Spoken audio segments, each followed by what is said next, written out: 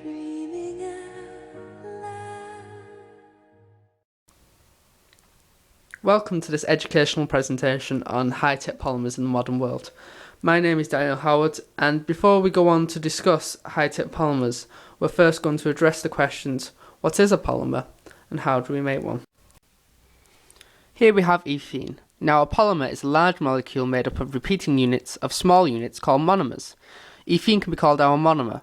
So when we join lots of ethene molecules together, we produce this. Note the repeating unit.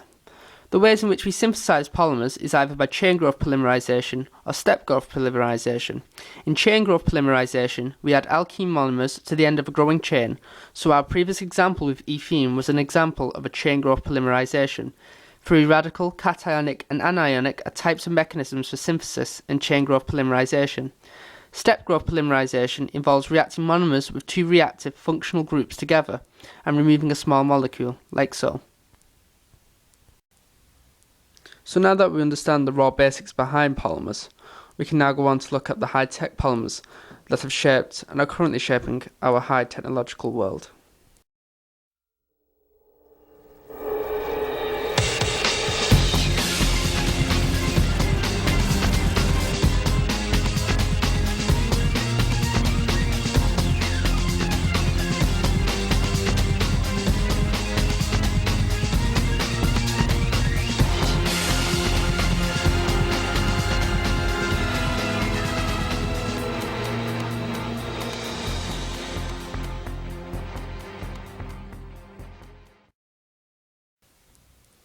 So we're going to start off with a little bit of history.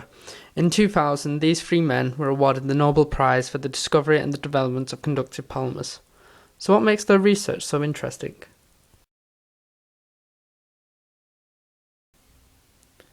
Now, to answer that question, we must first look at what gives these polymers their properties. Now, most organic polymers are electrical insulators. They don't conduct electricity, but most conductive polymers are organic. So how can this be? Well, to illustrate what I'm about to explain, here we have polyethylene. Now, conductive polymers are made up of an extended conjugated backbone, and here we have polyethylene's conjugated backbone, and we can see it consists of carbon-to-carbon double bonds and carbon-to-carbon single bonds, which alternate. The significance of this is that we now have overlapping p orbitals, like so. The importance of this p orbital overlapping is that the electrons within the p orbitals become delocalized. That is, they are now free to move within the polymer. Aromatic rings such as benzene are another good example of a conjugative system and are a common group found in conductive polymers. However, when a conductive polymer is first synthesized, they are not very conducting. An additional process needs to be done, and this is called doping. Doping greatly increases the electronic conductivity. There are two ways a conductive polymer can be doped, and that is by N-doping when an electron is added, or P-doping when an electron is removed. This generates charge carriers which can move in an electric field. They can move through the polymer like so.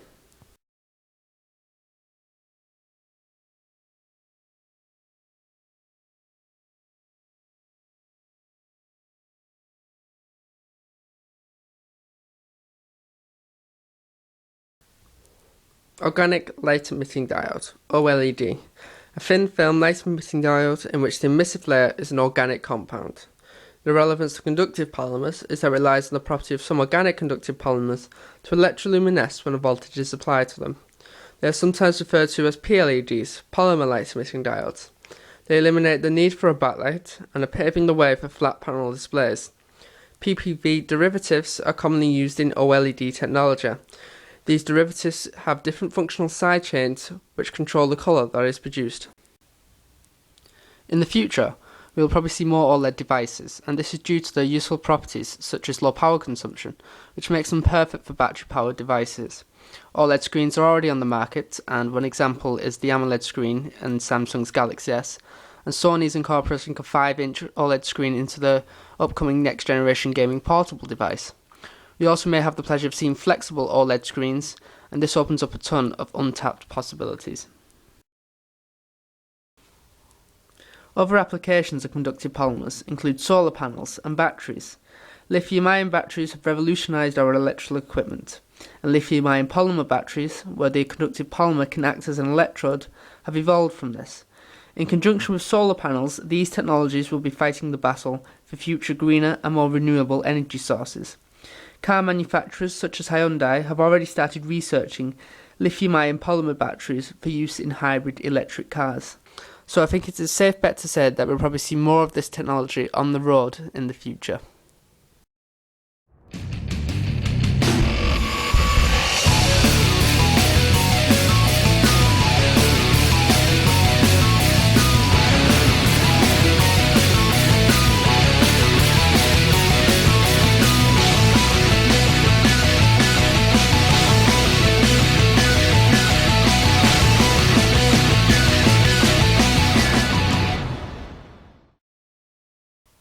We've already mentioned lithium-ion polymer batteries, where one of the electrodes can sometimes be a conductive polymer, but the main important thing about a lithium-ion polymer battery is that the electrolyte is a polymer, such as PEO.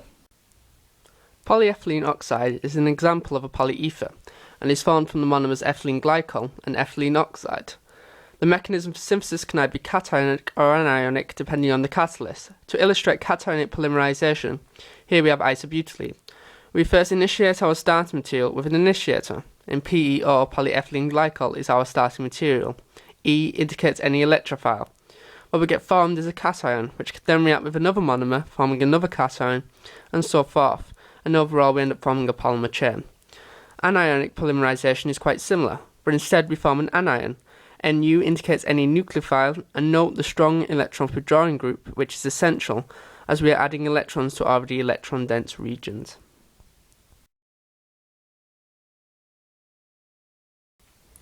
For the synthesis of PEO, anionic polymerization is usually more favoured. This is because in anionic polymerization, the polymer chains grow smoothly at the same average rate, so we can predict and control the synthesis of our polymers, leading to low polydispersity values.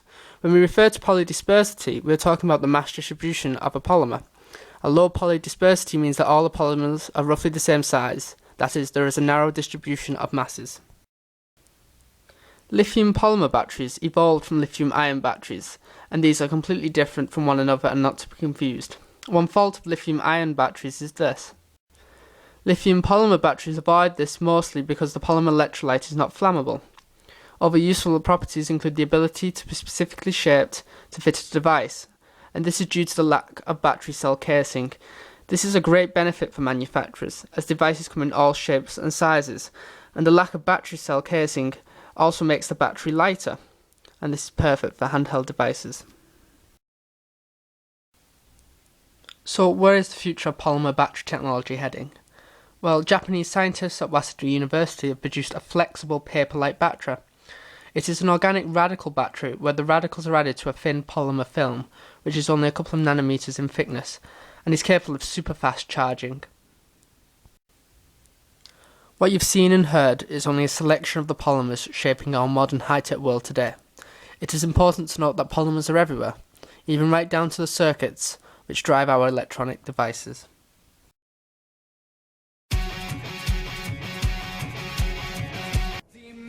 This world